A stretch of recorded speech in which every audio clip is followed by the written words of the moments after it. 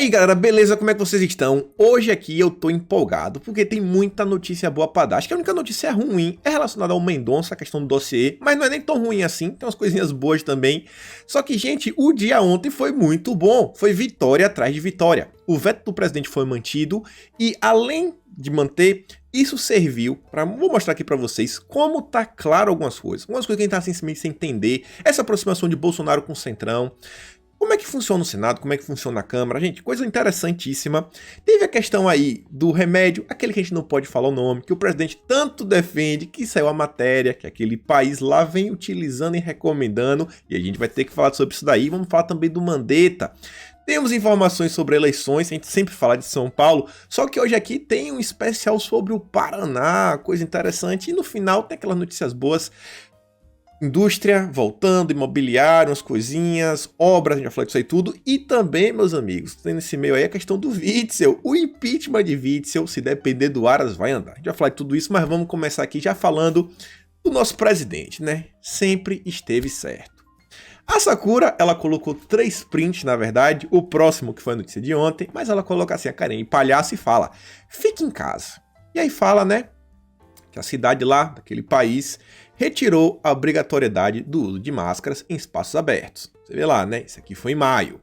Depois, a gente ficou sabendo aqui, falei pra vocês ontem, mas isso aqui foi anteontem, que lá o berço de onde tudo começou já tem mega festa. Inclusive aquela organização Mundial da Saúde estava até apoiando. E aí, tipo assim, o pessoal tava quase rindo da nossa cara, né? E aí, meus amigos, ontem tivemos que ver o UOL, Folha de São Paulo, Antagonista, todo mundo tem que relatar que o pessoal lá, naquele lugar, está recomendando o uso do remédio que a gente não pode falar o nome. Vejam só, né? Vejam só. Teve gente que fez piada, como o Emerson Grigoletti, que fez. Acabou a malária. O Arthur diz, né? Vejam só, eles estão recomendando. Vamos ver se agora os esquerdistas isentões vão passar a apoiar o uso. E o engraçado disso é que a gente começa a olhar esse tipo de matéria aqui, ó. Vejam só. O Diego relembra que desde março eles estão utilizando. Tanto que enviou à Rússia um carregamento em abril. Tudo o que suspeitávamos estava certo e vai vir à tona. E o Diego, ele traz essa matéria aqui, ó, do dia... Quer dizer, ele compartilha ele mesmo do dia 18 de abril. 18 de abril. Ele está falando do envio dos medicamentos. E olha só a matéria... Lá que a Rússia aprovou o medicamento da malária, sem testes, por aí vai, pra tratar. E aí falava, ó, 68.600 caixas, né? Olha só, do remédio, que a gente não pode falar o nome, foram doados daquele país para a Rússia de graça. Isso aqui, gente, o Diego trouxe em abril. E você vê, o pessoal compartilhou lá no Twitter, essa matéria, olha o nome desse jornal. Você já deve saber de que país vem. Do 17 de fevereiro já está falando da malária, da medicamento da malária, que tem, assim, ó, foi confirmada a efetividade. Funciona. E aqui vocês podem ver, ó, tá em inglês a matéria. Olha só qual é o medicamento. Que interessante, né? E tudo o que aconteceu no Brasil, que vem acontecendo, nem por um único segundo Bolsonaro pestanejou, né? Na sua fé. Porque ele sabia, cara, que funcionava. Todo mundo sabe que funciona. Gente, 17 de fevereiro. Mas só foram falar agora, né? Por que será? Por que será? E aí você vê, Bolsonaro fez lá a livezinha e por aí vai. E, vejam só, a própria revista Oeste falou, teve que noticiar e diz, ó, olha a manchete, eu achei uma manchete honrosa. Remédio defendido há meses pelo presidente Bolsonaro. E aí na live, Bolsonaro falou várias coisas e no final ele diz, ó, vamos ver o que a grande mídia vai falar sobre isso daqui. Óbvio que teve lá setores que criticaram, fizeram aquela ginástica para poder criticar, mas e aí? Fala aí agora. Aí a gente vê isso daqui, ó. Olha só, né? O Globo, história vai mostrar quem estava certo e quem estava errado, diz Mandetta sobre Bolsonaro. Esqueci, acho que isso aqui foi de junho, foi de maio. E aí, Mandetta? E aí, Mandetta? Quem é que estava certo? Complicado, né, galera? E aqui a gente vê, ó, olha só o Átila. Recursos contra a pandemia limitados que os Estados Unidos tentaram monopolizar. Eles tentaram, segundo o Átila, né? equipamentos de proteção individuais, ventiladores, vacinas, Remdesivir, que é lá ligado aos soros, mas ó, a ivermectina, não, e ó, aquele que a gente não pode falar, mandaram pro Brasil. E aí o Dex falou, ferrou pro funcionário do mês. Ô Átila, errando tudo, cara. Gente, olha tudo que aconteceu no país por causa da live desse rapaz, que se diz especialista. Olha todo o caos que ele criou, sabe? O medo que ele colocou nas pessoas, dando palestras no TSE, junto com o ministro do Supremo, para ajudar no processo eleitoral, para como as eleições serão feitas. Não acertou um até agora. E aí, eu acho que a reflexão maior pra gente ficar é essa daqui sobre esse assunto. Leitada daqui, que é a das pessoas comuns que acho que mais noticiou sobre essa questão. Todo santo dia esse rapaz tá aí falando sobre isso. Essa notícia de fevereiro tava lá no perfil dele. Ele indo pra nos falar, ó. E nós só não estamos em uma contagem de mais de 200 mil óbitos. Sabe por quê? Por causa das operadoras particulares, os planos de saúde, que começaram a usar desde o início HCQ mais a ASE, porque viram que não era jogo para os planos custear e manter milhares de pessoas internadas. Imagina se tivesse colocado todo mundo internado nas UTIs. Não, cara, isso aqui funciona. É melhor, sai mais barato. E o Dex fala, ó, para a saúde pública é jogo, ganha adicional de verba por cada UTI. Olha em quantos hospitais, gente, foram construídos ao redor do país. O do Rio tá aberto porque a justiça não tá deixando fechar. Não tem pacientes. E o letrado termina falando, ó, fora os municípios de estado declarando estado de emergência para fazer comprinha sem licitação. Olha tudo o que aconteceu, gente. Tudo que poderia ter sido evitado. Tudo que poderia ser evitado. Mas basicamente, sabe, a maior culpa de tudo que tá acontecendo, de todo o medo causado, foi do nosso do youtuberzinho que a gente acabou de falar, da grande mídia como um todo. Tudo, gente, que a gente tá vendo agora. Tudo de forma desnecessária. No Brasil, tudo poderia ter sido diferente. Mas continuando aqui, né? Até esqueci de falar isso daqui na introdução. Um assunto que eu falei pra vocês lá em junho, mas o pessoal não desiste. Aqui vem o Felipe Moura Brasil.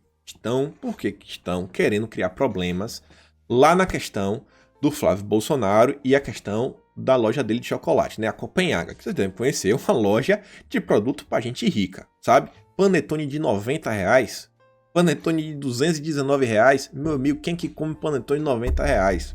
Quem come panetone de R$90? Aí vem, ó, loja de Flávio pode ter lavado 2.100.000, diz MP. É o liberalismo de chocolate. Aí você vai ler a matéria, cara, não tem nada. Aí o Rodrigo Constantino, pra você ver, o Constantino chegou no ponto que diz, ó, fanático é aquele que não consegue mudar de ideia e não muda de assunto. Pergunta sincera, o Felipe Moura Brasil trata de algum outro assunto em seu espaço? Parece que absolutamente nada mais importa no país. É só a questão do Flávio. E você vê, ele bloqueia ainda para comentários. Ninguém pode comentar o que ele fala. Só quem é amigo dele. Ele fez uma ferramenta nova lá no Twitter. Aí vejam só, gente. Eles fizeram uma reportagem que eu não vou nem precisar abrir, porque acho que vocês vão entender.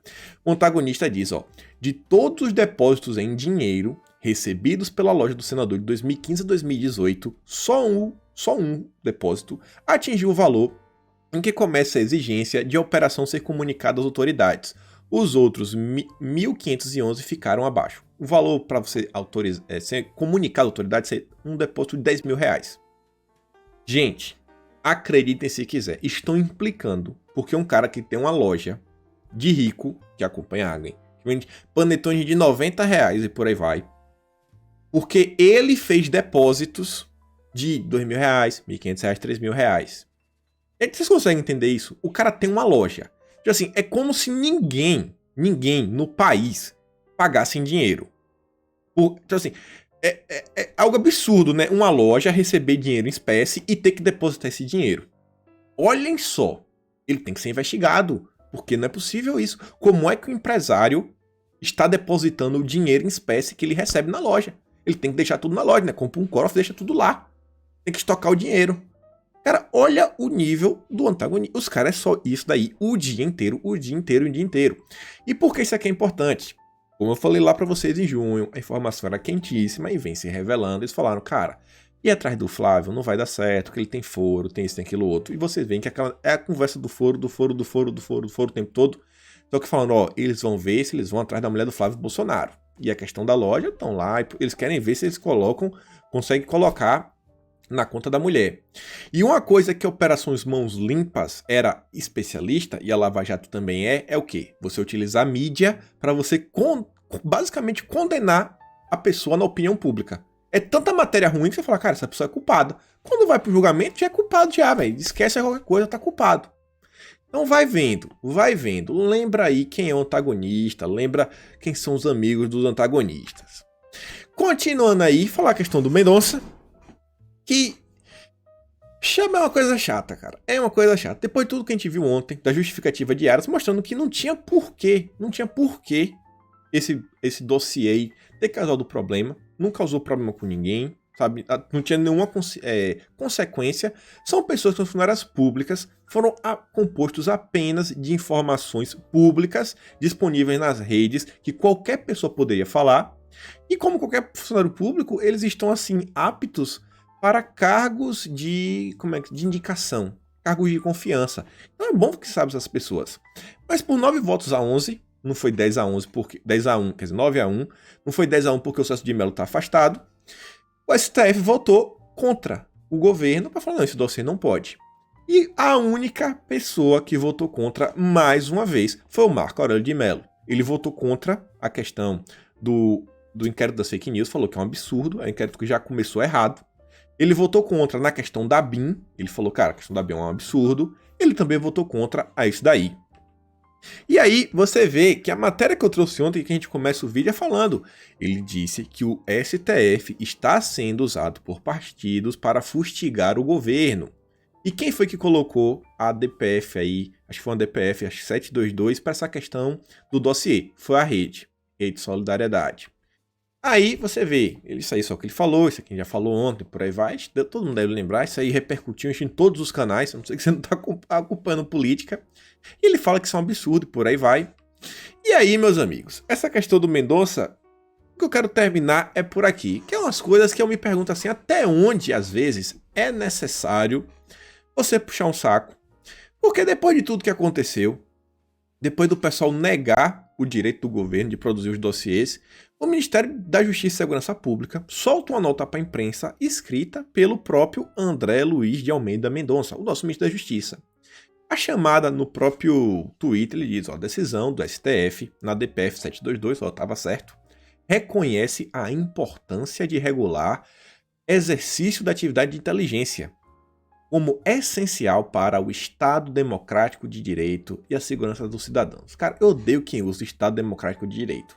Agora, assim, a importância de regular, sabe, tá dando assim um certo elogio, aí ele vai, ó, pô, reconhece a importância disso, aquilo, e é só, por fim, agradeço as manifestações proferidas por vários ministros da Suprema Corte, reconhecendo a minha integridade, transparência e isenção em relação ao episódio. As declarações me motivam a continuar trabalhando por justiça e pela segurança dos brasileiros. Aí no início assim, eu fiquei bem com isso. Falei, pô, Mendonça elogiando os ministros, cara. Tinha necessidade. Mas aí eu fui ver. Vamos fazer aquela meia-culpa, né? Não dá também pra gente reclamar o tempo todo. Essa ADPF tava pedindo, uma das coisas que o Rodolfinho, né, o pessoal da rede tava lá pedindo, era pro Mendonça ser investigado. Aparentemente, esse caso foi encerrado, acabou o dossiê, por aí vai, bola pra frente e vamos esquecer. Então Mendonça fez lá o elogio que ele tinha que fazer e o caso acabou. Ele não vai ter mais investigação contra o Mendonça. Não vai ter, acabou. Então, às vezes, realmente, pode ter sido que vale a pena, faz esse discurso aí, faz uns elogios, enche o ego dessa galera, pelo menos acabou. Acabou o choro, bola pra frente, sem se desgaste, falar, veja só, o governo é isso, o governo é aquilo outro, impeachment, por aí vai. Então, nesse caso aí, beleza, bola pra frente, não vamos ficar criando problema. Agora a gente fica sempre nessa, velho. Pô, cara, toda vez a gente tem que perder pro STF, aí é aquela crítica do ser humano comum, né? Que a gente fala, pô, cara, porque o governo nunca pode ganhar do STF. Parece que toda vez o STF tem que fazer alguma coisa contra o governo. E ainda teve outra. Teve ainda um ou outro ministro do STF que colocou na conta de Sérgio Moro, que falou, ó, isso daí foi lá do dia 24 de abril. Foi o dia que até que Sérgio Moro se demitiu, viu? E aí, tanto que Sérgio Moro teve que se pronunciar nas redes. Então, menos mal, foi um caso que encerrou. Então, não foi assim uma vitória, mas entre fracos e. Entre. Sei lá, como é que se fala? No fim, bola pra frente. 50-50, vida que segue. E aí, uma coisinha interessante, que não é uma vitória por completa, mas já é uma meia vitória. Inclusive, o próprio relator do impeachment já fala isso daí, que é o quê? Que a PGR deu o ok para o processo de impeachment contra o Witzel. Aras, à frente da PGR, afirma que a comissão especial formada pela LERJ contra Witzel está correta. Vejam só, de acordo com o PGR, a composição da comissão seguiu os trâmites legais. Assim, ela poderá seguir com os trabalhos que estavam paralisados desde a decisão de Toffoli. Então, o Aras foi contra o Toffoli. Seria desarrazoado submeter a escolha do membro eleito por um partido a novo escrutínio pelo plenário, possibilitando que os demais partidos pudessem interferir por meio de eleição na escolha dos membros de cada partido na comissão, afirmou Aras. E é a esperança do relator. Mesmo ciente de que a decisão da Procuradoria-Geral da República poderá ser derrubada no STF, o relator da Comissão Especial de Impeachment, do Witzel, comemorou a vitória parcial e diz, dá tranquilidade de deixar claro que a LERJ está buscando o caminho mais técnico e justo para a tramitação do impeachment. E, gente, o mais interessante disso daqui tudo é o que eu tô falando cada vez que eu trago a matéria do Witzel. Se tivesse liberado, o status hoje é impeachmentado. Gente, olha a felicidade, olha a vontade que a LERJ está de continuar com isso. Se Witzel tivesse maioria na casa, tivesse conseguido negociar alguma coisa, o pessoal tinha desistido. Nem tava falando disso, sabe? Esse assunto nem tava andando, não tinha pressão no STF, não tinha pressão na PGR, não tinha nada. A pressão da LERJ tá o tempo todo pra coisa continuar andando. Cara, Witzel, tudo indica que ele não dura até o final do ano. Tudo indica que ele não dura até o final do ano. E você vê, toda semana é uma coisa nova. Pelo menos até os processos estão indo. Tá quase indo um desfecho. E eles já estão também com outro processo de impeachment. Caso esse daí não vá pra frente, eles já vão pra outro. Então vai vendo, vai vendo. E aí, olha isso daqui. Isso daqui que é bem interessante pra gente ver como funciona o nosso país. Isso daqui foi o início do dia. Todo mundo deve ter acompanhado que anteontem o Senado derrubou o veto de Bolsonaro, que proibia até 2021 o reajuste do salário dos servidores públicos. A gente falou isso daí ontem e por aí vai. De antemão, galera, o país tá numa crise grande, grande mesmo. E aí você aumentar o salário do servidor público, que em comparação com o servidor privado já é mais complicado, ainda mais no período que tem um monte de gente desempregada, quem tá precisando de ajudas, gastos excepcionais, é meio complicado. É um período que todo mundo tem que fazer o seu sacrifício. Os senadores não respeitaram isso. O Major Olímpio ainda cantou vitória. Nossa, como nariz está coçando hoje. E aí, ontem, quando a bolsa abre, como foi que o mercado financeiro respondeu isso daí? Dólar dispara após derrubada de veto pelo Senado. Então já mostra daí. Olha a preocupação que o pessoal do Senado tem com a nossa economia. Já começou daí, né? Já começou ruim. Aí a gente vê. O dia começou, aí vem lá Bolsonaro, Paulo Guedes pedindo, gente, pelo amor de Deus, bota a mão na consciência, bota a mão na consciência. Teve até o vídeo, Paulo Guedes falando, fazendo um discurso, explicando a importância de tudo que estava acontecendo, a importância da Câmara manter o veto. E o Bolsonaro compartilha falando, responsabilidade fiscal e respeito ao teto do limite de gastos. Bom dia a todos. E o Breda diz, de que adianta o presidente defender a responsabilidade se o Senado fez o que fez? Do que adianta Guedes se o Senado derruba a veto do presidente? Do que adianta uma baita equipe econômica se o parlamentar quer mais dívida, déficit e mais peso na costa do trabalhador? E aí foi indo. Depois disso daí, Bolsonaro foi lá, fez um pronunciamento aqui, 20 segundinhos. Ele falou, galera, consciência, meu amigo, consciência, bota a mão na consciência. Peraí, aqui, telefone aqui, vou botar aqui pra vocês. Olha o que foi que o Bolsonaro disse. Peraí, aqui, Ontem o Senado derrubou um veto que vai dar um prejuízo de 120 bilhões para o Brasil. Então eu não posso governar um país, se esse veto for mantido na Câmara, é impossível governar o Brasil. Isso é impossível, tá certo? Verdade. A responsabilidade é só minha, de todo mundo, a responsabilidade de ajudar o Brasil a sair do buraco. Isso aí. Todo mundo tem necessidade de ajudar o Brasil a sair do buraco. Mais uma vez, foi lá, pediu antes da manhã, galera, bota a mão na consciência. Depois, vem aí, ó. Aí que eu digo pra vocês que fica meio claro pra gente entender como é que vem acontecendo as coisas. O governo cobra centrão da Câmara para reverter derrota. A gente tá vendo Bolsonaro se juntar e por aí vai, conversa vai, conversa vem. E você vê, ó, desde então, Jair Bolsonaro tem se empenhado pessoalmente em cobrar os líderes dos partidos aliados na Câmara, onde transita melhor para que o desfecho seja outro. O presidente tem argumentado aos deputados que partilhou cargos em diversos escalões do governo e que agora precisa do apoio para evitar uma bomba nas finanças do país. E, consequentemente, uma potencial nova crise com Paulo Guedes, dias após ter debelado a primeira. Falou, cara, agora é a hora, né? Não tô colocando vocês aí à toa. E aí, começam as notícias. O Ricardo Barros aí fala, ó, o governo está esperando ao menos 300 votos para manter o veto e reajuste por aí vai. Você tá vendo? Conversa vai, conversa vem, conversa vai, conversa vem. As coisas foram indo. E aí, ao longo do dia, o Fiuza fez críticas, o pessoal do Movimento Muda Senado falou, rapaz, esse pessoal é muito hipócrita, esse pessoal é demagogo. Esse pessoal aí que diz tanto, muda Brasil, muda Senado, é o pessoal, os defensores da Lava Jato, Major Olímpio, sempre o cara assim rude, não falar, arrogante, o Lazier que fica, ele enche o peito para pedir o impeachment da Alexandre de Moraes, mas nessas horas vota contra. Álvaro Dias, esse cara aqui, pô, Marcos Duval, sabe, tirado daí da segurança pública, por aí vai, na hora do vamos ver, joga contra o país. Mas no final do dia, a Câmara reverteu a situação por 316 votos a 165, mostrando que, tá vendo? Essas movimentações para o Centrão não foram aleatórias. A movimentação para chegar lá no Centrão e por aí vai não foi aleatório e agora a gente tá vendo aí. Então, às vezes, a galera é isso, cara. É isso. Não dá para tocar o país com 40 deputados. Não dá pra gente pegar os bolsolavistas, os conservadores e falar, ó, vende, o governo é esse daqui, vamos aprovar tudo. Não vai, a gente não tem a presença da Câmara, a gente não tem a presença do Senado, não tem a presença de nada. E até falei pra vocês, uma das conversas que envolve a volta de Bolsonaro pro PSL é ter a maioria para a eleição da presidência da Câmara. O novo Rodrigo Maia ser do nosso lado. Interessante isso daí.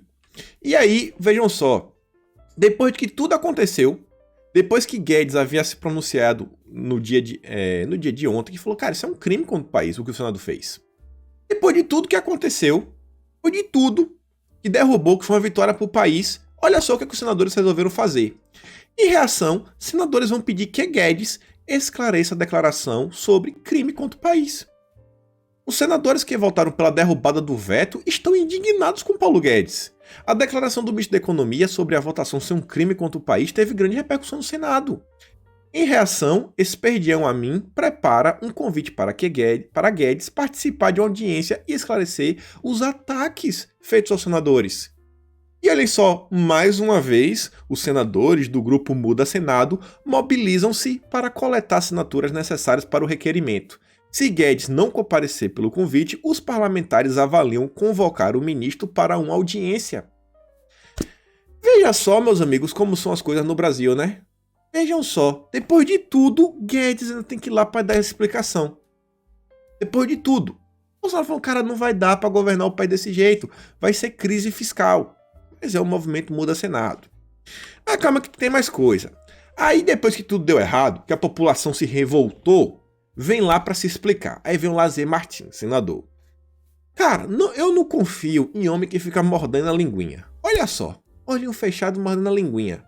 Apoiei a possibilidade de reajuste a quem puder ou principalmente tiver condições de fornecer aumento aos servidores da saúde. Não é automático nem obrigatório. Pelo amor de Deus, cara. Pelo amor de Deus. Que piada é essa? Lavei as mãos. Você lavou as mãos então. Você só deixou possível. Quem quiser faz, a responsabilidade não é minha. É reconhecimento aos que estão na linha de frente do combate à pandemia, expostos a riscos, inclusive ao óbito. Gente, me desculpa, mas todas as profissões têm o seu lado bom e seu lado ruim. Tem profissão que o cara tem que trabalhar todo dia, de segunda a sexta, de 6 às 8, sabe? E aí, normalmente esse é o tempo que os bancos estão abertos, as escolas estão abertas, sabe? Várias coisas estão abertas. Então ele não tem tempo de ir na rua, não tem nada. Quando ele quer, ele tem que gastar uma folga. Ossos do ofício. Já o profissional da saúde, ele trabalha de plantão, é tipo policial. E aí? Aí salários, tudo é diferente. Gente, toda profissão tem os prós e os contras. Toda profissão, cara. Toda profissão. Não tem profissão melhor e pior. E esse é um problema do país, é um problema de vários locais. É achar que não, isso aqui é melhor do que esse aqui merece mais respeito que esse. O Brasil vai andar pra frente quando todo mundo for, cara, todo mundo for importante. Aqui na Austrália, lá no canal secundário, já falei sobre isso, todos os empregos são importantes. Inclusive, quanto mais desgastante é o emprego, mais valorizado ele é. Mais valorizado mesmo. E a diferença é gigante às vezes é mais do que o dobro do salário. Você pegar, por exemplo, o cara que trabalha como mecânico na capital, num lugar bom, e um cara que trabalha mecânico no interior, na mina, que às vezes fica 14 dias lá embarcado, às vezes é mais do que 2 vezes o salário. E a diferença, você pega aqui do faxineiro pro juiz da Suprema Corte, dá, sei lá, 8 vezes o salário. Você pega o salário mais alto de todo, 8 vezes. Não passa de 10 vezes. No Brasil, você comprar um faxineiro com o Supremo, sem benefício, sem nada, é 40 vezes. Mas para esse pessoal, não. Como falei, as justificativas que esse pessoal quer dar. Aí vem o Marcos Duval, lê a nota de esclarecimento completa e vem, ó, o valor de 132 bilhões divulgado pelos veículos de comunicação não existe. O governo falou, cara, vai ser um rombo aí de 132 bilhões. Falando em 120, 90 bilhões, 100 bilhões, gente, não importa. Era bilhão. Era na casa de bilhão. Não tem como colocar no orçamento. Não tem como. O governo está desistindo de ampliar o teto de gastos, mas esse pessoal não tem nenhuma responsabilidade. Não tem, né? Funcionário público, recebe lá o salário gordão. E aí, olha só isso daqui. Isso daqui a gente tem que falar. Quando faz coisa boa, gente, eu sempre trago. Agora, quando faz coisa errada, a gente também tem que falar também. Ontem eu tava até falando da Fabiana, falando, olha só, temos a oportunidade de ter uma dobradinha. Ela como vice do Crivella, sabe? Ela do PSL, Crivella do Republicanos, e em São Paulo ter o vice do Republicanos, o Russomano, com o Luiz Felipe de Holanda de Bragança, como prefeito de São Paulo. Aí ela vem para falar, ó, hoje foi um voto difícil. Votei não na derrubada do veto. Ela votou para derrubar o veto. Por ser impossível desassociar da minha pessoa a instituição da Polícia Militar. E depois vai falando, porque passei 23 anos à frente, eu sei como é ser difícil, por aí vai. Eu sei, eu quero ser todas as manhãs, dar um beijo no filho e não saber se será o último. E aí, durante esse período, ainda foi pior, blá blá blá. E é o privado exclusivo do convívio com os entes queridos. Não permitir que durante quase 2 anos os policiais sejam privados de disputar das poucas possibilidades de promoção e avanço de carreira é uma maldade, qual não fui capaz de compactuar. Isso em nada muda meu apoio e defesa inconstantes ao presidente Bolsonaro, ao qual eu deposito 100% de minha confiança. E ela termina falando, a polícia militar me elegeu e esquecer isso seria esquecer minha história, o que jamais me permite acontecer. Então, em primeiro lugar, eu sou completamente pró-polícia. Acho que a polícia deveria sim ter melhores condições em todos os sentidos. Mas volto a falar, estamos no período de desemprego. Eu acho que tudo indica que esse mês é o seu primeiro mês de saldo positivo. Ainda não está confirmado. Só de desemprego atrás de desemprego. Bota a mão na consciência. Outra, a polícia militar me elegeu. Gente, qual é o seu compromisso? É com a polícia ou é com o Brasil? É Brasil acima de tudo, Deus acima de todos ou é a polícia? A polícia é um órgão, a instituição pode errar. Brasil é Brasil acima de tudo.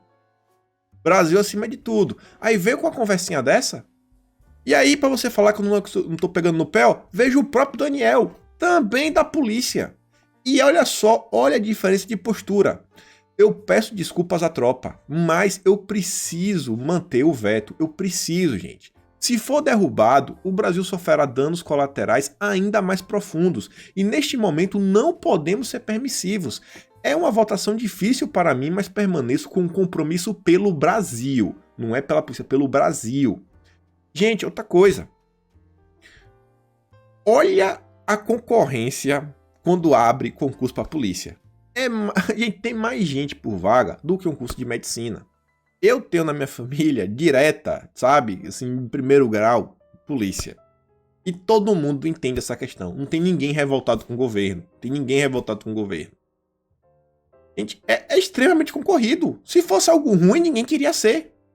Ele continuou, caso o veto seja derrubado, o auxílio será prejudicado, o que significa que muitos irão sofrer. No enfrentamento à pandemia, o governo do presidente investiu mais de R$1 trilhão. A derrubada do veto significa um rombo de 98 bilhões de reais. Nos próximos 18 meses, com congelamento, poupamos este dinheiro sem ter que aumentar imposto para conter despesas. Teremos imensos desafios fiscais após essa pandemia e todos teremos que sacrificar algo. Vão-se os anéis, ficam os dedos. E ele termina falando, temos muito a fazer e depois desse golpe comunista para desestabilizar a economia, mais difícil ficou. Todos vamos sangrar por um tempo, mas venceremos. Mais uma vez, peço desculpas à tropa, mas não posso deixar o Brasil na mão. Ele depois falou para o presidente, mas é o Brasil, gente. Não é deixar Bolsonaro. Isso daqui não é por Bolsonaro não, gente. Isso é pelo país, pelo Brasil. Cara, me desculpa, eu não consigo compactuar. Eu entendo a importância da polícia e tudo, mas não dá, gente. É um período complicado, até porque isso daqui não é só contra a polícia. Esse veto é todos os funcionários públicos de todas as áreas. E no final ele diz, ó, sei que ao final de tudo vão entender. Eu realmente espero que as pessoas entendam. Só que não para por aí. Tem mais duas críticas aqui que a gente tem que fazer. Carla Zambelli, que eu já critiquei várias vezes. Vocês devem saber, ela tá doente, tá aí com a gripe, todo mundo tá pegando. Mesmo assim, foi lá e votou. Agora o Jordi, que tava lá se encontrando, jantarzinho e por aí vai, até com o Eduardo Bolsonaro, tava ausente. PSL bolsonarista ausente. Ale Silva, PSL ausente. O Jordi ainda vem, ó. Ontem o Senado derrubou o veto presidencial, que trará prejuízo de 120 bilhões. Precisamos de 257 votos. Tenha um compromisso com o Brasil. Ele vai lá e pede falta. Que hipocrisia. Que vergonha. Jordi, isso é uma vergonha. Você devia ter apagado esse post. De vergonha. Faltou. Caralho, porque aconteceu outra coisa. Cara, como é que você vai pra rede e pede o voto? Todo mundo vai, você é ausente. Só teve 3 pessoas ausentes no PSL. Foi o Jordi, a Ale Silva e um cara lá que não sei nem como é que se chama o cara. A Ale Silva nem comentar sobre o caso ela comentou nas redes sociais dela. Nem comentar, comentou. Então, como eu não devo nada político nenhum, tá aí, gente. O que é que vocês acham aí de saber que o Jordi faltou e que a Ale Silva também faltou? Bolsonaristas. Na hora de chegar aí nas eleições, vai bater fotinha com o Bolsonaro, com tudo, né? A gente vai lembrar dessa. Mas não tô falando que aqui ninguém é traidor, não. Nem a Fabiana, nem nada. Só mostrar aqui que vocês decepcionaram. Decepcionaram e agora vão ter que correr atrás do prejuízo. A gente sabe que vão continuar apoiando o Bolsonaro e tudo, mas ninguém aqui é besta, todo mundo ligado. E aí, falando de serviço público e por aí vai, olha essa foto aqui, gente. Diz muita coisa, né, sobre a questão dos Correios, né? Aquela pergunta de sempre. Qual empresa privada permite acontecer isso com seus equipamentos de trabalho? Olha só, gente, um monte de moto. Que doasse pro pessoal trabalhar nesse período, sabe? Fazendo entrega. Plotava aí, mandava pintar e doava. Mas nem isso. Olha como tá as coisas. Volto a falar, não é pra vender de qualquer jeito. Agora, do jeito que tá, cara, não dá pra manter o correio desse jeito. Agora o pessoal quer ficar de greve. Quer ficar de greve porque não pode perder nada. E aí, outro assunto aqui que não é no Brasil, mas isso aqui vale a pena, porque vocês viram a questão que teve aí no iFood. Olha só, concorrente do Uber suspende a operação na Califórnia. A Lyft anunciou hoje que vai suspender. Sabe por quê? Porque o juiz determinou que as empresas de aplicativo agora têm que tratar os motoristas como empregados. O que o pessoal quer fazer no Brasil, colocar todo mundo na carteira assinada. E eles falaram, ó, velho, informou que vai interromper o serviço às 23h59 de hoje, 4 da manhã, sexta-feira, no horário de Brasília. E o Uber já alertou que terá que fazer o mesmo se não conseguiu eliminar antes desse prazo. Não é uma coisa que a gente queria fazer, pois sabemos que milhões de californianos dependem do Lyft para viagens diárias e essenciais, disse a empresa. E não só isso, quantas pessoas agora vão ficar desempregadas? Tá vendo como são as coisas? Gente, economia é uma coisa complicada, não é assim. Qualquer benefício requer que alguém esteja pagando. Tem que tirar de algum lugar e quem vai pagar? É só botar caneta, imprimir dinheiro? Não é assim, meu amigo. não é assim. Aí vem um juiz, se acha, não, vou resolver aqui as coisas, vou resolver aí, ó, resolveu. Pronto, resolveu agora. Aumentou o desemprego. As pessoas agora... É engraçado assim, o táxi, a pessoa vai lá, né, por aí vai, não é meio que um contrato, a depender. Agora, essas empresas, o pessoal quer porque quer que seja assim. Vai vendo como são as coisas, né? E aí, continuando, olha só que interessante. Joyce, a nossa camaleoa agora, ela disse que quer o bem de Bolsonaro. Pré-candidata à Prefeitura de São Paulo, a deputada também questionou se o presidente fará campanha por ela. Nada como uma pesquisa depois da outra. Tá com 1% dos votos. E aí ela foi no Datena, gente. E o Datena deu uma risada na hora, ele fez assim, ó, botou a mão assim e falou, meu Deus do céu, não acredito que essa mulher tá falando isso. E diz, ó, pela resenha do Datena, certeza que o pensamento dele ter sido, rapaz, será que foi cirurgia bariátrica ou foi uma lobotomia? Olha só o iniciozinho do que Joyce disse. Se o presidente quiser, junto com o seu pessoal, apoiar, ficar neutro, ou pelo menos entender que por causa dele eu sou a melhor opção, para o Jair Bolsonaro, eu sou a melhor opção. Eu não sou do PSDB, eu não sou tucana, eu não sou petista, eu não sou de nenhum partido do Centrão, que tem gente que se diz de direita e é de partido do Centrão. Eu sou a Joyce da direita racional desde sempre. Direita então, racional. mesmo com as pendengas que eu tive com o presidente... Deu. Gente, como é que consegue ser cara de pau desse jeito? Como que Joyce consegue ser cara de pau desse jeito, né? Mas vai vendo. E aí, meus amigos, olhem só. Descobrimos agora que o líder do Vem Pra Rua será vice na chapa do Mamãe Falei, a Adelaide Oliveira. Olha que interessante o Vem Pra Rua, que tá contra o governo Bolsonaro, que defende Sérgio Moro, que é do Rogério Schecker, que era lá do Partido Novo, sabe, pré-candidato, que aí o Rogério Schecker é amiguinho do pessoal da Empíricos, que é do antagonista, critica a Damares, Agenda 2030. Olha que chapa, né, que tá montando, a chapa da derrota. Essa chapa aí, 0% de chance de ir pra frente. E aí, olha só, que interessante isso daqui, né? Porque números não mentem. Vem o Kataguiri fazer videozinho pra falar porque ele apoia a pré-candidatura do Arthur. Aí você vê, gente, 360 curtidas e 549 comentários. Quando isso acontece, esse padrão, significa que é mais o pessoal reclamando e falando mal do que elogiando. E você vê apenas 34 compartilhamentos. Aí, quando a gente não fala, sabe por que você tá apoiando o Arthur? Porque ambos são do MBL. E aí você vê, ó, mais de 5.000 curtidas, 224 compartilhamentos. Ou seja, uma resposta tem mais engajamento do que o próprio comentário do Kataguiri. Eu tô sentindo, sabe, que talvez tenha gente que não se reeleja para deputado em 2022, viu, Kataguiri? Abre o olho, que às vezes ainda dá tempo de tentar sair como vereador, viu? Ainda dá tempo, fica ligeiro. E aí, meus amiguinhos, olha só que foto, olha só. Holiday fazendo campanha pro Arthur. Ah, velho, mano. Gente, pelo amor de Deus, lembrem que votar no Patriotas vai acabar... Se alguém do Patriotas tiver muito voto, vai acabar elegendo até os vereadores do MBL. Mas enfim, olha só isso daqui. Felipe Sabará, também candidato do Novo. Isso aqui é interessante, porque você deve lembrar, semana passada, o Paulo Webel e o Salim Matar saíram. Olha onde o Paulinho está, com o Felipe Sabará, na comemoração dos 37 aninhos dele. Vejam só, rapaz, Felipe Sabará, gente bonita, ó, cabelo liso, penteado, fotinha aqui, ó, no lago. Só gente bonita, olha o Paulo Webel. Aí, quem me mandou essas fotos foi minha amiga Cássia Noronha. E ela me falou, olha isso aqui, ó, a vice do Felipe Sabará trabalhou na pasta do Paulo Webel. O Paulo foi diretor do Lide Sul, lá do grupo do Dória. Lembra lá que falaram que o Salim Matar adorava colocar o pessoal ligado ao Dória?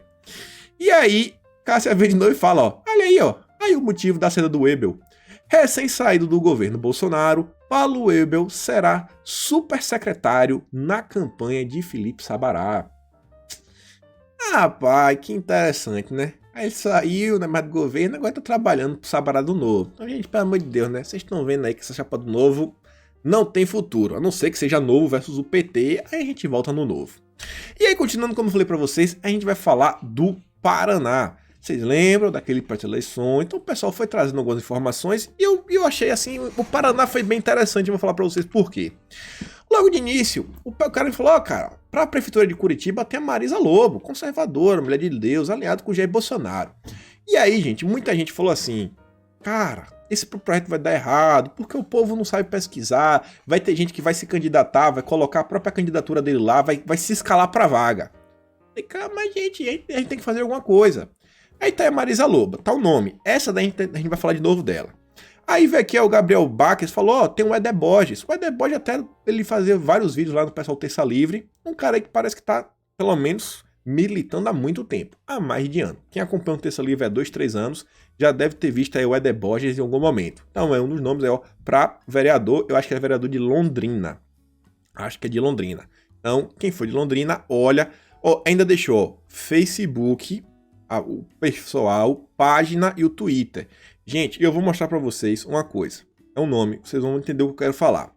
Aí tem a Jessicão, essa daqui é velha, conhecida das redes, pra Londrina também, ó, velha, conhecida mesmo, é militante, ela tem até a página, Jessicão é feminista, que ela faz piada com feminista.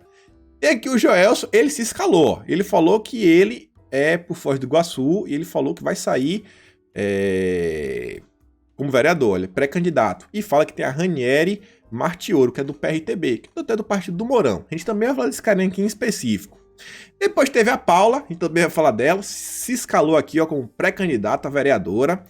E tem aqui também ó, o Rialdi, que tá falando do Roberto Cus. Esse aqui eu achei interessante, ó. O cara fala assim, ó, é guarda municipal, bacharel de direito, conheci ele na faculdade em 2008, sempre foi uma pessoa correta. Isso aqui eu achei interessante porque você vê, ó, quando uma pessoa... Eu não conheço o Roberto Cus, eu não tô mandando vocês votarem nele. Eu tô falando assim, pesquisa o nome, pelo amor de Deus. Eu só quero falar que é interessante, que você vê que se ele realmente for uma pessoa boa, você vê que pessoas boas deixam boas impressões. Porque o cara parece que conheceu em 2008 e ainda lembra do nome. Fala, pô, cara, tudo com aquele cara. Na época, um cara gente boa. Aí você vê que vale a pena você fazer o certo. E aí que eu falei pra você que a gente vai voltar a falar dessas pessoas, pra entender o que eu falo, assim, o que é pesquisar sobre bons candidatos. Falei, pô, Marisa Lobo, peraí, é Curitiba, é a capital, estão falando que é bolsonarista, será mesmo que é bolsonarista essa mulher? Aí eu falei, olha, suplente deputado federal, eu falei, olha só, educadora, escritora, 9 livros, eu falei, peraí, pô, 9 livros não é 9 comentários, é livro. Um livro realmente é bom pra você ver o que a pessoa pensa, e livros pró-vida, pró-família, anticorrupção, Bolsonaro presidente. Aí calma lá, né, vamos aqui. Aí eu tenho aqui o meu Twitter, vejam só, vou mostrar aqui pra vocês, tá lá, quem for no meu perfil, pode vir até aqui, ó, você vai clicar no meu perfil, é o primeiro post fixado, Projeto Eleições, vai ter todos os estados, aí você clica no seu estado, no caso a gente tá falando hoje do Paraná, você vai clicar aqui, ó, aí depois você vai descer lá embaixo, vai ter o comentário de todo mundo, é o pessoal falando aí, ó, da Marisa Lobo. Aí vejam só, antes de falar da Marisa Lobo, teve a primeira que a gente falou, né? Que se escalou, a Paula. O que é que eu digo pra vocês que é pesquisar? Ela tá falando que ela é bolsonarista roxo. Aí eu vou falar no perfil dela. Ela tá nas redes desde 2012. Tem foto aqui, ó, em manifestação, parece carro de som e tudo. Eu falei, pô, deixa eu pesquisar. Os últimos posts dela são todos assim, compartilhando o partido da direita. Ó, Eduardo Bolsonaro contra Felipe Neto, Professor Olavo, o Jornal da Cidade. Aí eu fui tentar... peraí, deixa eu ver se tá aqui aberto. Aqui. Aí eu fui pesquisar, ó. A Paula, essa Paula Milani. Botei pra pensar sobre a palavra Bolsonaro, pra ver quando foi que ela falou. A primeira vez que ela disse a palavra Bolsonaro foi em 29 de setembro. Na verdade, ela respondeu a Bolsonaro e fala, ó, tamo junto, presidente. Ou seja, eu não sei o que ela pensou antes de 2019. E aí, Paulo, você tá se escalando. Eu não sei o que você pensou. Eu sei que você, desde 29 de setembro, você apoia Bolsonaro. Eu não sei. Mas ela tá na rede desde 2012. Já que ó, o Joelson, ele só tá na rede desde agosto. Só que aí, ele foi lá nos comentários e colocou aqui, ó, um dos comentários, falou, ó, eu tô aprendendo a mexer nessa rede. Comecei no Twitter aqui agora, ó. Mas ele falou que ele acompanha o Bolsonaro desde 2010. Será que ele realmente acompanha? Aí ele diz assim, ó, em 2013, lhe enviei um e-mail, obtive essa resposta dele. Em 2016, fui conhecê-lo. Aí você vê, ó, pô, o cara realmente mandou uma mensagem para Bolsonaro em 2013, 10 de outubro. Parece que é um cara que realmente estava interessado nas ideias de Bolsonaro. Aí você falou, pô, e aí? Aí você tem que reconhecer mais do cara. Aí você tem que ir no Facebook dele, aí você tem que entrar em contato. Se for de sua cidade, corre atrás. Aí temos aqui... peraí, olha aqui, meu Deus... Não, aqui é só também né, do Paraná. Aqui é Rio Grande do Sul. Aí temos aqui a Marisa Lobo. Você vai lá tem um monte de coisa. É outro perfil interessante, ó, desde 2011. Aí eu fui lá, vamos ver se essa Marisa Lobo aqui é coisa. Aí eu coloquei aqui, ó, no pesquisar. Eu mandei pesquisar a palavra Bolsonaro entre 2010 e 2016. Eu falei, não, deixa eu ver se ela é bolsonarista de muito tempo ou se ela começou agora. Pera aí que agora eu sei que tela cheia pra eu voltar pra cá. Aí, olhem só, dezembro de 2015, parabéns Eduardo Bolsonaro. 2014, o dia em que Bolsonaro calou os direitos humanos. Maria do Rosário falou, vejam só. Não entendo porque as feministas não apoiam o projeto de Bolsonaro. Seria por hipocrisia, que é o quê? Da castração química. Olha só, gente, defendendo o Bolsonaro em 2016. Olha só, mostrando o Bolsonaro em 2015, com o Bolsonaro em Brasília na luta contra o aborto. Quem concorda com o meu amigo Bolsonaro? Então você vê e fala, pô, cara, realmente ela tá aí nessa. Ela aqui ainda faz até piadinha, ó, foi irônico, 2014. Nossa, esse Jair Bolsonaro realmente é muito mal. Ele é um cara ruim demais. Ele só faz projetos para defender o povo de bandidos. Realmente é um deputado ruim, né? Fazendo piada. Mostrando que aqui, ó, 2014, defendendo o Bolsonaro. Falei, pô, que interessante. E aí eu separei aqui, ó, exemplo. Bolsonaro consegue assinaturas e frustra a aprovação de lei das palmadas. 2011. Então, parece que realmente tá alinhado com o Bolsonaro. Então, parece que para a Prefeitura de Curitiba temos o nome. Pelo menos tá passando no crivo desde 2011 fechada com o Bolsonaro. Olha só, Bolsonaro dando show. 2012. Hoje é aniversário do nosso aliado Jair Bolsonaro, aqui é de 21 de março, porque eu tô aqui 13 horas à frente. E aí, aqui foi a última que eu trouxe pra vocês. Ela também tem fotos com o Bolsonaro, né, porque o Bolsonaro tava magrinho, sem essa barriguinha saliente que ele tá agora, né, comendo bem, igual presidente. Aí eu achei interessante. Então vão lá, dê uma conferida, mas não compra de primeira vez não. Mas é o que eu quero mostrar pra vocês, o que é que vocês podem fazer. Não adianta falar que é bolsonarista. Vai lá e pesquisa. Vê quando começou a apoiar. Uma coisa é estar com o Bolsonaro desde 2020. Outra coisa é estar do lado de Bolsonaro desde 2011. Aí eu acredito, aí eu boto fé. Mas voltando aqui pro nosso vídeo, só para aquela sequência assim, de notícia boa, notícia rápida, para gente fechar o vídeo. Executivo da Cyrela se anima com retomada do mercado imobiliário. Vejam só, mercado imobiliário querendo voltar. Que é lá o Eli Horn. A indústria também segue para o mesmo lado e diz que os números atuais já estão se aproximando no período pré-pandemia. E ainda está falando assim, ó, que diante do cenário já está crescendo o otimismo e a intenção de investir. Bom demais. Outra notícia boa, notícia rápida, né? O índice de confiança da indústria da FGV já fica próximo ao pré-pandemia. O governo está voltando. Parece que Guedes não estava errado quando falou da retomada em V. Olha a outra. Produção de açúcar no Brasil deve avançar 32% e pelo segundo ano consecutivo o Brasil é o maior produtor do mundo. Fazendo jus nossa história, né? Os engenhos de cana-de-açúcar lá desde os portugueses. O agronegócio do Brasil tá voando. Olha a outra daí, isso aqui é interessante.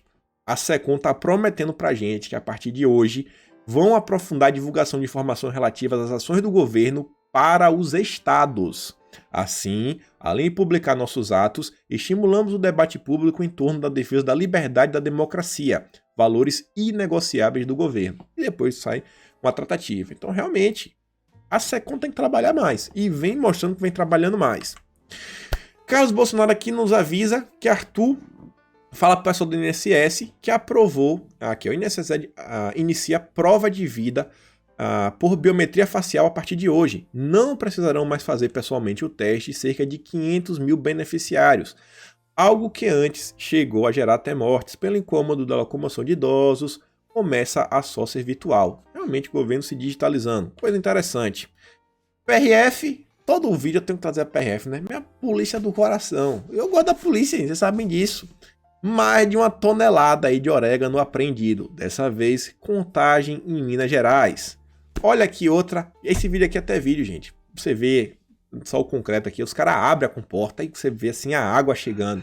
Cara, imagina, o cara no meio do nada, do deserto, tá vindo água. Aí o Rogério Marinho falando, ó, liberando as águas do São Francisco no reservatório Jati. Agora, elas seguem pelo cinturão das águas do Ceará, que já recebeu 1,1 bilhão em investimentos federais, garantindo segurança hídrica do Ceará. Essa é a prioridade do governo Jair Messias Bolsonaro. E aí, olha só outra notícia que a gente sempre sabe, Estamos há quase 20 meses sem nenhum caso de corrupção. Só que quem disse isso hoje não é Bolsonaro, é o ministro-chefe da Controladoria Geral da União, o Wagner Rosário. Ele deve estar espantado, né? Esse pessoal deve estar sem dormir de noite. Sabe quando você tem certeza que alguma coisa vai quebrar? Sabe quando você fala assim, cara, vai quebrar, vai dar ruim. Porque não é possível, cara. É Brasil. O cara deve estar assim espantado. Nunca esperou que isso acontecesse na nossa história, né? E por fim, pra gente chegar ao final do vídeo, aquela imagem, né, do povão colocando mais outdoor, agradecendo, né, a tudo que Bolsonaro vem fazendo pela cidade de Taubaté. Isso aqui quem me viu foi um amigo meu aqui da Austrália. Vejam só, né, meu parceiro lá de trabalho. Então é isso, meus amigos. Com essa fico por aqui. Então, hora de eleição. Quem tiver informação, vai no meu perfil e coloca lá, gente. É para vocês ajudarem uns aos outros. Tinha muita gente lá no próprio Paraná se perguntando, pô, quem são os candidatos? A gente vai lá e procura, tenta conhecer o cara, perguntar, e aí, cara, o que é que tu defende? Tu tem foto aí de manifestação? Como é que tu vai me provar que tu é pró-Bolsonaro, que tu é bolsonarista, que tu é conservador, que tu é de direita, que tu é aluno de Olavo de Carvalho? Me prova aí. Então, por hoje é isso. Fico por aqui. Aquele grande beijo, abraço. Tamo juntos e valeu, galera.